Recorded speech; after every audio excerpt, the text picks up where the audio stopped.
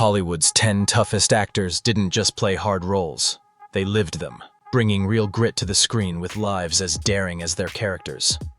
These men could knock you out mid-scene and keep filming, blending raw strength with unshakable resilience. We're bypassing the glossy studio myths to reveal the truth, including number 4, a star whose shocking past execs tried to hide, fearing audiences wouldn't believe it. Before we dive in, tell us where you're watching from in the comments. Now, let's start with arguably the most legitimately tough actor ever. A man whose real-life feats sound like fiction, but are undeniably real. Audie Murphy. When you think of Hollywood's toughest men, names like John Wayne or Clint Eastwood might come to mind. But the most dangerous man to ever grace the silver screen was actually a baby-faced 5'5" actor who looked so unassuming that directors often struggled to cast him in action roles. Yet, Audie Murphy was, without question, the most legitimately lethal figure in Hollywood history. Before becoming an actor, Murphy was the most decorated American combat soldier of World War II. At just 19 years old, he single-handedly held off an entire company of German soldiers for an hour in France, then led a successful counterattack, while wounded and out of ammunition. For this unbelievable act of bravery, he received the Medal of Honor, the highest military decoration awarded by the United States government. But that was just one incident in Murphy's extraordinary military career. He earned every American Combat Award for valor available during his service, plus 5 decorations from France and Belgium. In total, Murphy received 28 military medals before his 21st birthday. His combat exploits included destroying multiple enemy tanks, repeatedly charging machine gun nests alone, and continuing to fight despite being wounded 3 times. Hollywood discovered Murphy when his heroics landed him on the cover of Life magazine. But directors initially struggled with casting him because he looked too young and innocent to be believable as a tough guy. His boyish appearance was so deceptive that when he arrived at a Hollywood studio for his first screen test, security guards refused to believe he was the war hero they'd been expecting. The irony? Despite his unassuming looks, Murphy was arguably more lethal than any other actor who ever stood before a camera. Military historians estimate that he personally killed between 240 and 300 enemy soldiers, more than many entire military units. Perhaps most remarkable was Murphy's unflinching portrayal of himself in the autobiographical war film To Hell and Back. In one of Hollywood's most meta moments, the real-life war hero reenacted his own battlefield exploits, yet had to tone down some of his actual achievements because producers feared audiences would find the truth too far-fetched. Director Jesse Hibbs later revealed, "We had to leave out some of Audie's actual feats because no one would have believed them." Murphy suffered from severe PTSD after the war, sleeping with a loaded pistol under his pillow and battling nightmares that often left him waking up in a cold sweat, reaching for a weapon. His second wife, Wanda Hendricks, once said, "Audie had 2 completely different sides. In public, he was shy, soft-spoken, and gentle. But I've seen him wake up from nightmares and become someone I didn't recognize, a hardened killer with instincts that frightened me." Despite his inner demons, Murphy maintained remarkable self-control throughout his Hollywood career. Only once did his combat instincts surface publicly, when a businessman made threatening moves during a heated argument. According to witnesses, Murphy's reaction was so swift and terrifying that the man later admitted, "I suddenly realized I was looking into the eyes of someone who could kill me without hesitation. It was the most terrifying moment of my life." What makes Murphy's story especially remarkable is that, unlike many on this list, he never sought to be a tough guy on screen. He actually preferred comedic and romantic roles where he could escape his violent past. Yet behind his gentle demeanor was a man who had faced more real combat and personally dispatched more enemies than perhaps any other professional actor in history: Charles Bronson. Before he became one of cinema's most iconic tough guys, Charles Bronson lived a life of grinding hardship that would have broken most men. Born Charles Bukinski, he grew up in abject poverty as one of 15 children in a Pennsylvania coal mining family. By age 10, he was already working in the mines, spending his formative years in darkness, hundreds of feet below ground. When speaking of his childhood, Bronson rarely elaborated but once said simply, "I suppose I'm attracted to these roles because of my background. I was raised in violent neighborhoods and saw killing firsthand. We lived with death, starvation, and misery." What many don't realize is that Bronson's signature appearance, the weathered face, the suspicious squint, the perpetual grimace, wasn't an act at all. These were the physical manifestations of a man who had spent his early years breathing coal dust in near darkness and fighting for survival in violent neighborhoods where showing weakness meant you wouldn't last long. But Bronson's real trial by fire came during World War II, where he served as a B-29 aerial gunner in the Army Air Forces. He flew 25 combat missions over Japan and received a Purple Heart for wounds sustained in battle. Colleagues from his military days described him as unnervingly calm under fire, the kind of man you wanted next to you when things went bad. After the war, Bronson's path to stardom was anything but easy. He worked over 50 different jobs, including onion picker, short-order cook, and professional boxer, while pursuing small acting roles. Even after securing regular work, directors often cast him as thugs, convicts, and Native Americans, despite his Lithuanian heritage, because of his naturally intimidating appearance. What separated Bronson from other tough guy actors was that while many performed their own stunts, Bronson performed his own fights, and he fought like someone who actually knew how violence worked. Film historian Eddie Muller noted, "When Bronson throws a punch on screen, it doesn't look choreographed. It looks like a man who has been in real fights and knows how to hurt someone efficiently." His co-stars often commented on his surprising physical strength despite standing only 5'9". Bronson maintained the powerful build of a former laborer and boxer. John Michael Vincent, who worked with him on The Mechanic, recalled, "During a scene where he was supposed to just grab my shirt, I could feel the incredible strength in his hands. This wasn't an actor pretending to be strong. This was genuine power developed through years of hard labor."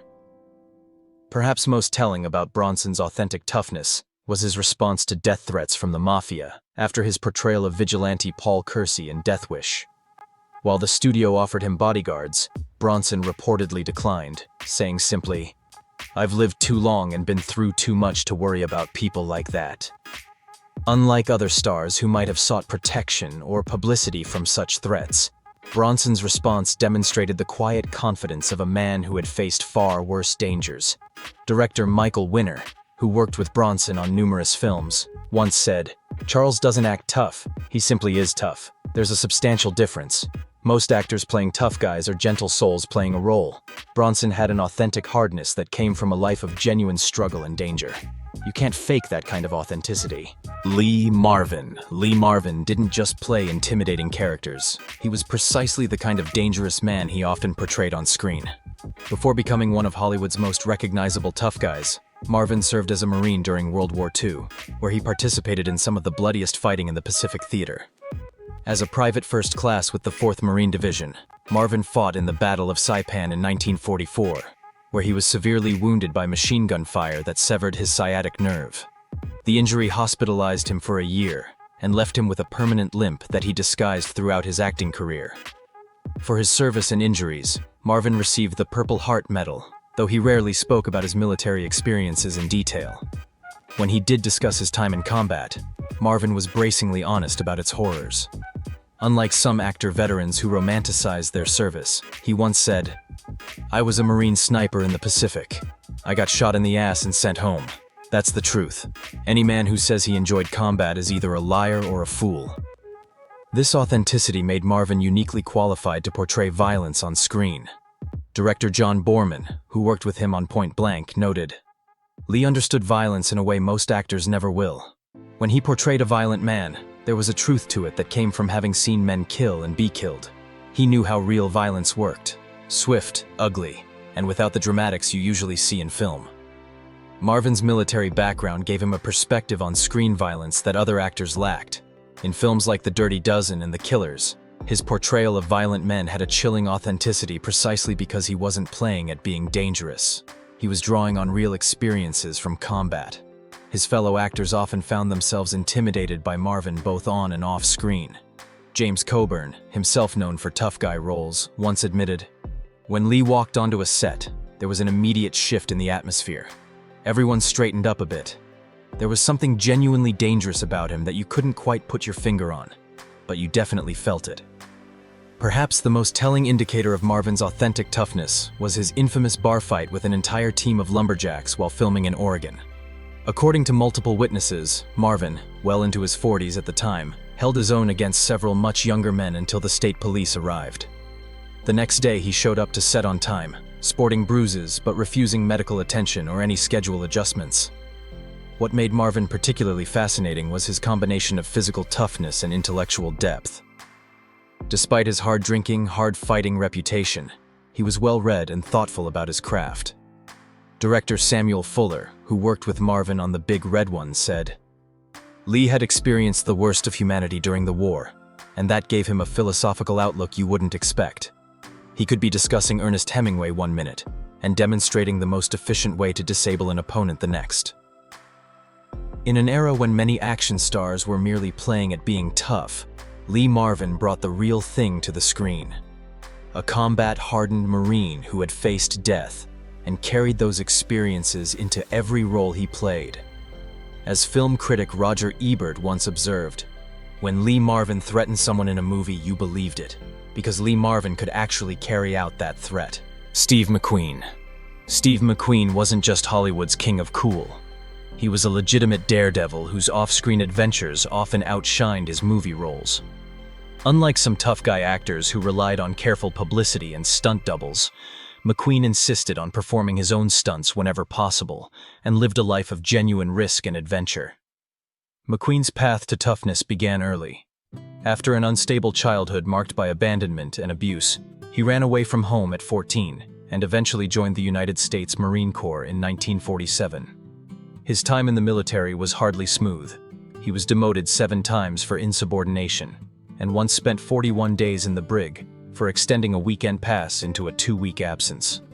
Yet despite his rebellious nature, McQueen ultimately shaped up, and even saved the lives of 5 other Marines during an Arctic exercise when their tank broke through ice into the sea. After his honorable discharge, McQueen drifted through various jobs, including lumberjack, oil rigger, and carnival barker, before finding his way to acting. But unlike many actors who leave their adventurous past behind, McQueen continued pushing physical boundaries throughout his career. His passion for motorsports wasn't just a hobby. It was an obsession that frequently put his life and career at risk. McQueen competed professionally in both motorcycle and auto racing, often using pseudonyms to prevent film studios from stopping him. During the filming of The Great Escape, McQueen performed all of his own motorcycle stunts, except for the famous fence jump, which the studio's insurance companies simply wouldn't allow. What many don't realize is that McQueen's racing wasn't just for show. He competed against professional drivers and often placed highly. In the 1970 12 Hours of Sebring, one of the most prestigious endurance races in the world, McQueen and his co-driver Peter Revson finished second overall, despite McQueen racing with a cast on his foot from a motorcycle accident weeks earlier. His longtime stunt double and friend, Bud Ekins, once said, "Steve wasn't playing at being a racer or a tough guy. He was genuinely both. I've known professional racers who weren't as skilled or as gutsy as Steve was on a bike or in a car." McQueen's willingness to put himself in genuine danger extended to his film work. During The Sand Pebbles, he insisted on performing a dangerous river scene himself, nearly drowning when caught in a strong current. On The Towering Inferno, he performed stunts with real fire that even experienced stuntmen considered extremely hazardous. Director John Sturges, who worked with McQueen on The Great Escape and The Magnificent Seven, noted, "The problem with Steve wasn't getting him to do dangerous stunts. It was trying to stop him from doing the ones that were truly life-threatening.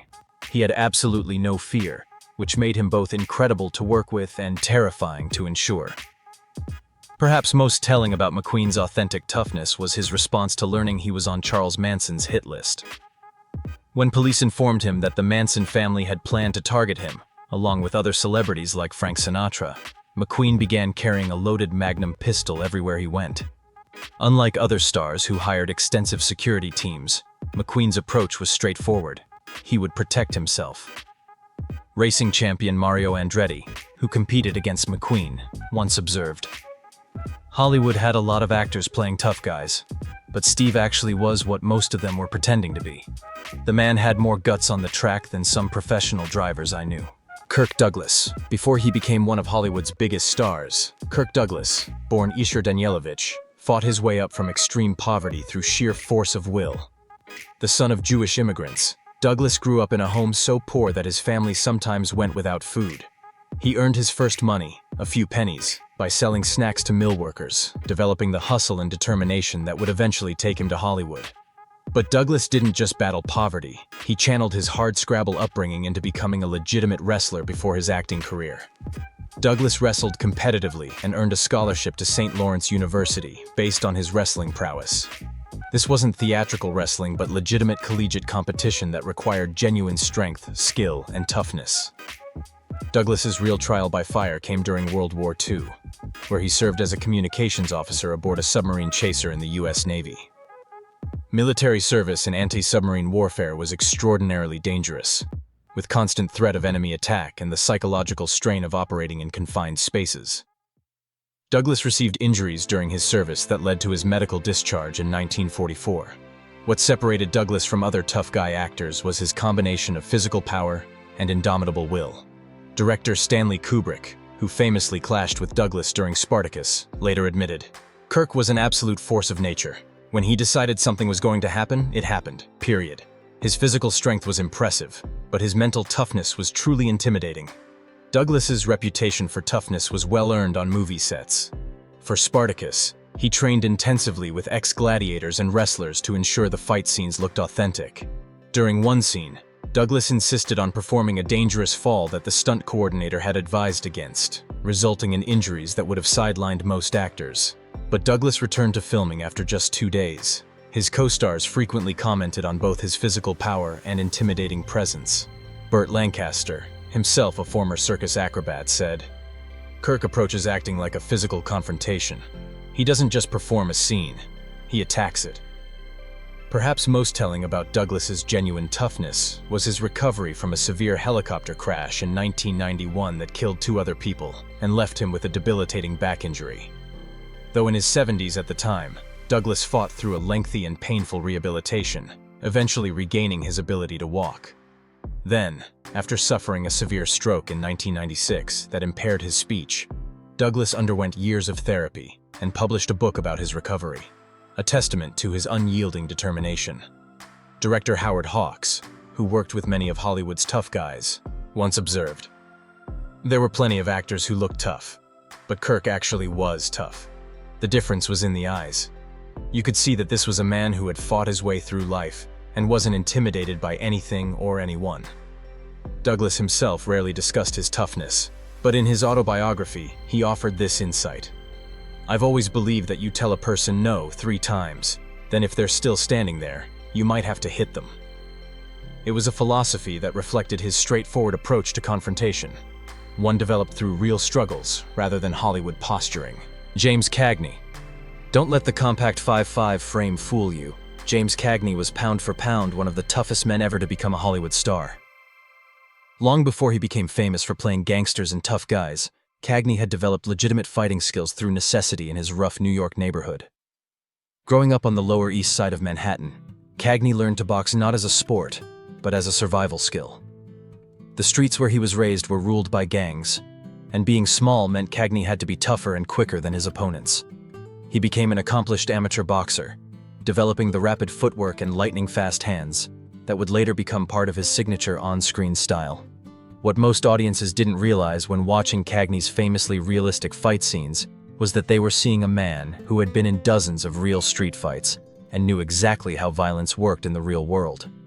Unlike the theatrical, drawn-out brawls that characterized many Hollywood films, Cagney's fights were quick, brutal, and efficient, just like actual street confrontations. Director Raoul Walsh, who worked with Cagney on White Heat and other films, once commented, "Jimmy knew how to throw a punch better than any actor I ever worked with, because he'd thrown plenty of real ones in his day.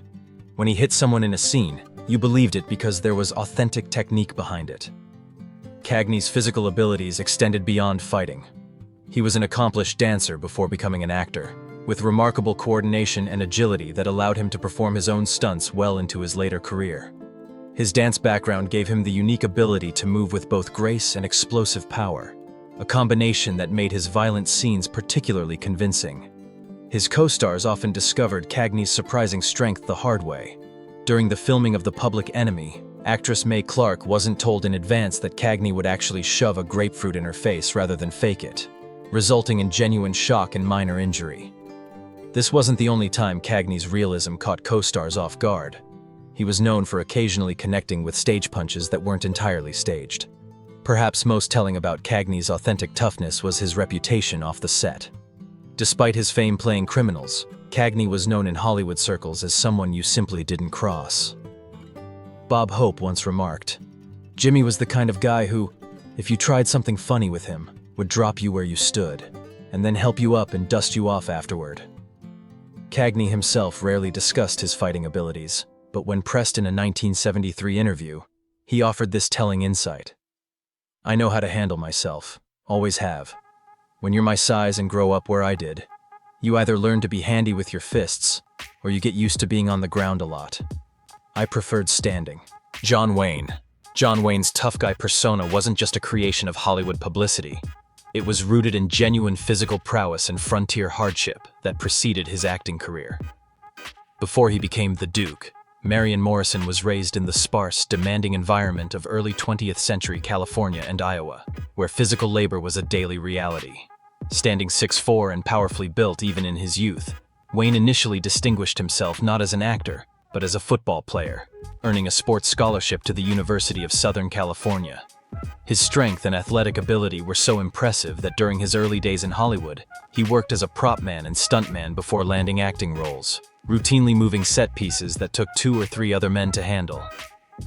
What many don't realize about Wayne is that he actually performed many of his own stunts well into middle age, taking physical risks that would be unthinkable for stars of his stature today.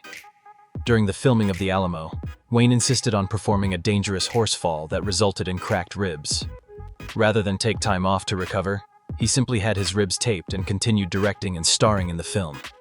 Director John Ford, who worked with Wayne on numerous classics, once said, "Duke's toughness isn't an act. I've seen him work 14-hour days in desert heat that sent half the crew to the hospital for heat exhaustion, then get up the next day and do it again without complaint. He's made of something different than most men."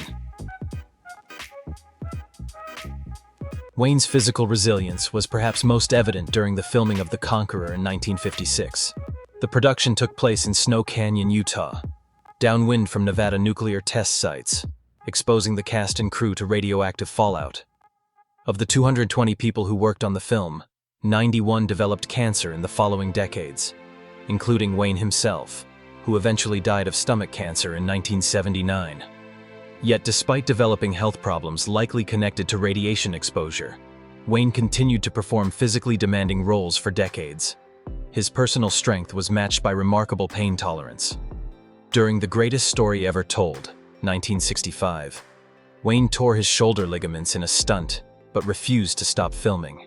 His co-star Max von Sydow later recalled, "I witnessed John injure himself quite badly, but he simply had it bandaged during lunch and returned to complete the scene. There was no question of him stopping. It simply wasn't in his nature." Perhaps most telling about Wayne's real toughness was his battle with cancer. After having a lung and several ribs removed due to cancer in 1964, Wayne returned to performing his own stunts in The Sons of Katie Elder just months later, a decision that shocked his doctors and fellow cast members. Director Henry Hathaway said, "After his surgery, I tried to convince Duke to use a stunt double for the rough scenes. He just looked at me and said, 'Either I do my own stunts, or you get someone else for the part.' That was the end of that conversation." While Wayne's off-screen politics have become controversial over time, even his harshest critics acknowledged his physical courage and endurance. Actor Kirk Douglas, who worked with Wayne despite their political differences, once observed, "Disagree with his views all you want, but don't question the man's toughness. I've seen him work through conditions that would send most men to the hospital." Whatever else he was, John Wayne was genuinely as physically tough as the characters he played. Robert Mitchum. Robert Mitchum's legendary cool on screen wasn't an act. It was the natural demeanor of a man who had survived genuine hardship, violence, and even prison before becoming a Hollywood star.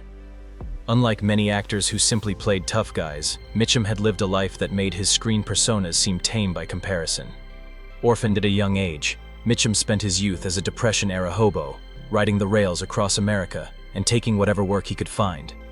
During this period, he worked as a ditch digger, coal miner, and professional boxer, developing both the powerful physique and the world-weary outlook that would later define his screen presence. His boxing career was brief but legitimate, fighting under the name Jimmy Mitchum. He competed in local matches as a teenager, developing genuine fighting skills and the distinctive broken nose that would become part of his rugged screen appearance. Unlike some actors who claimed boxing backgrounds, Mitchum had actually taken and delivered real punches. Perhaps most significant in shaping Mitchum's authentic toughness was his time on a Georgia chain gang after being arrested for vagrancy as a teen. This brief but brutal experience gave him first-hand knowledge of a harsh world that most Hollywood tough guys only pretended to understand. What separated Mitchum from other screen tough guys was his complete lack of bravado. Director Edward Dmytryk, who worked with him on Crossfire, once observed, "Bob never had to prove how tough he was. He simply was tough, and everyone around him could sense it." There was an authentic danger to Mitchum that couldn't be faked. His co-stars frequently commented on Mitchum's surprising physical power, despite his relaxed demeanor. During The Night of the Hunter, 1955, director Charles Lawton was startled by Mitchum's strength when the actor easily carried Shelley Winters for take after take of a physically demanding scene without showing any strain. Mitchum's genuine toughness occasionally surfaced off-screen. When he was arrested for marijuana possession in 1948, a major scandal at the time, Mitchum served 60 days in prison with the same cool detachment that characterized his screen performances. Rather than being destroyed by a controversy that would have ended many careers, Mitchum emerged from the experience with his reputation for unflinching toughness enhanced. Perhaps most telling about Mitchum's authentic nature was his candid assessment of acting itself.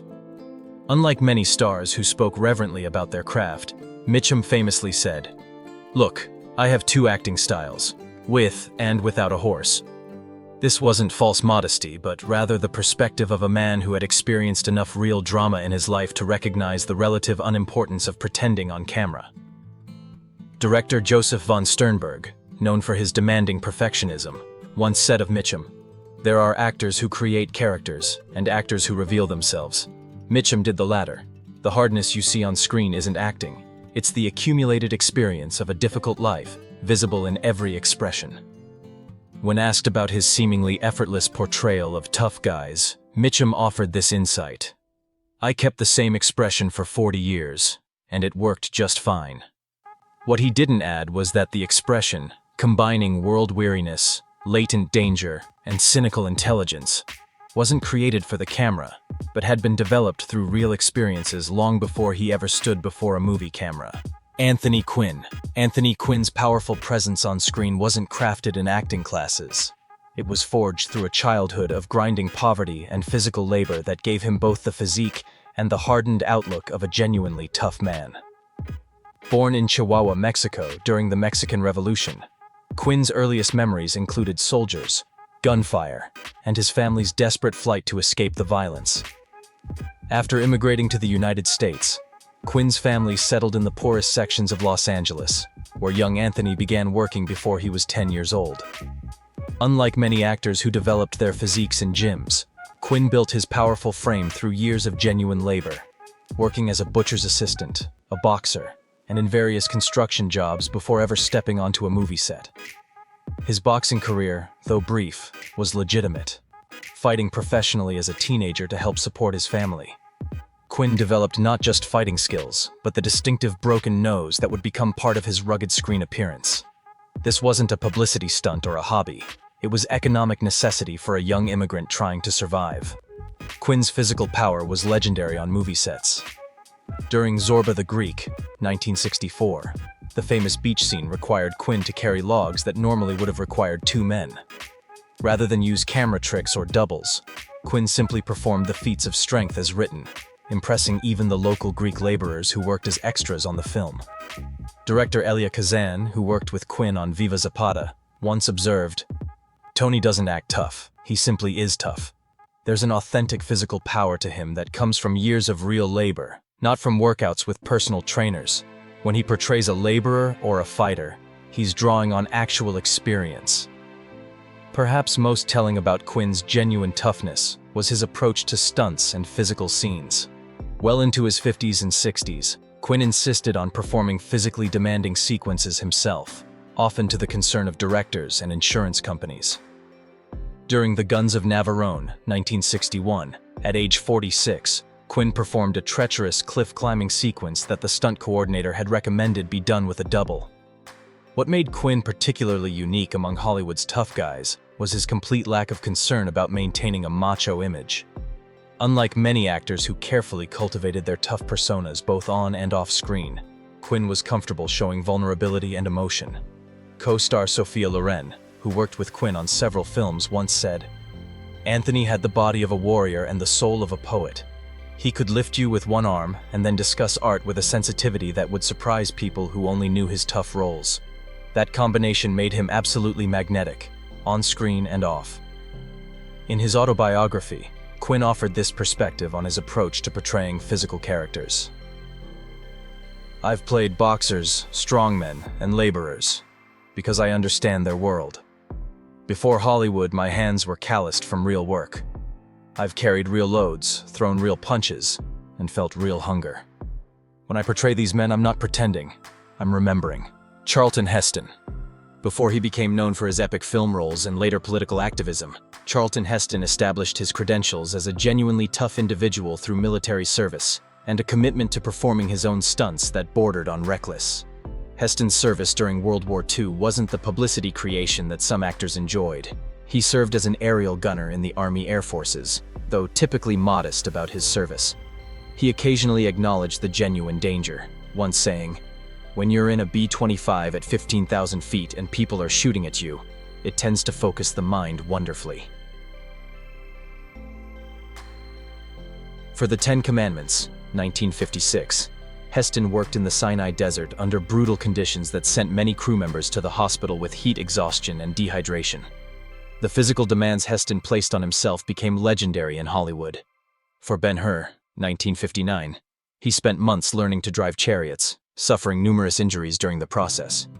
Rather than using a double for the famous chariot race, Heston performed the majority of the stunts himself, including a moment when he was nearly thrown from the chariot during a jump. Director William Wyler, not known for easy praise, said of Heston during Ben-Hur, "Chuck has a physical courage that's quite remarkable. Most stars of his stature would have insisted on doubles for what he put himself through." Perhaps most impressive was Heston's portrayal of Michelangelo in The Agony and the Ecstasy, 1965. To authentically depict the artist painting the Sistine Chapel ceiling, Heston spent hours each day with his arms raised above his head, resulting in painful muscle spasms and inflammation that required medical attention. When offered padding and more comfortable positions between camera shots, Heston refused, believing that the genuine discomfort would translate to a more authentic performance. His co-stars frequently commented on both his physical endurance and determination. Sophia Loren, who worked with Heston on El Cid, 1961, observed, "Charlton would spend all day in a 70-pound suit of armor in the Spanish summer heat, when most actors could barely manage an hour. He never complained, never asked for special treatment. There was something almost inhuman about his endurance." Beyond his physical toughness, Heston displayed remarkable moral courage throughout his career, standing up for his convictions regardless of potential career consequences.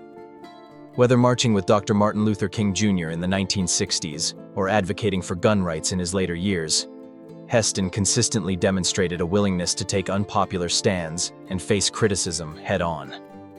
Director Franklin J. Schaffner, who worked with Heston on Planet of the Apes, 1968, offered this assessment. "Many actors play heroes, but Chuck has the rare quality of actually embodying heroism. There's an authentic nobility and physical courage to him that can't be faked. When he portrays a character facing impossible odds, you believe it.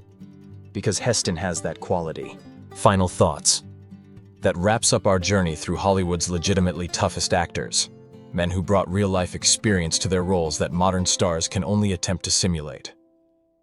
If you enjoyed this deep dive into the real stories behind these classic Hollywood icons, don't forget to hit that like button and subscribe for more content exploring the golden era of cinema. I'm especially curious about your thoughts. Which of these tough guys impressed you the most? Your perspective adds so much to these conversations about the legends we all cherish. Thank you for joining us for this look at the extraordinary men behind some of cinema's most iconic tough guy roles.